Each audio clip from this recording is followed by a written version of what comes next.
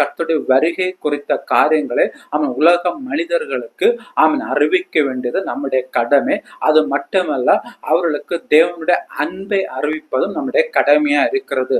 இயேசு வரப்போகிறார் என்று சொல்லுகிற அந்த காரியத்தையும், அது மட்டுமல்ல, ஆமென் பாவத்தை விட்டு நீ மனம் திரும்பும் போது, பாவத்தை விட்டு நீ மனம் திரும்ப வேண்டிய அது அவசியம். அப்பொழுது முதலாவதாக இயேசு உன்னுடைய உள்ளத்திலே கடந்து வருவார். அதற்காக உன்னுடைய இருதய வாசலிலே நின்று இயேசு இன்றைக்கும் தட்டி கொண்டிருக்கிறார். நீ உன்னுடைய இருதயமாகிய வாசலை திறந்தால் இயேசு உனக்குள்ளதாக வந்து உன்னிடத்தில் வாசம் பண்ணுவார் என்கிறதான இந்த நற்செய்தியை மார்த்தாளை போல நாமும் மற்றவர்களிடத்தில் மரியாதை போல அந்த வீட்டிலே அமர்ந்திருக்கிற, அதாவது இந்த உலகத்தோடு ஒத்து உலகத்தோடு வாழ்கிற ஜனங்களுக்கு தேவனுடைய வார்த்தைகளை தேவனுடைய அன்பை போதிக்க வேண்டியது இயேசுடைய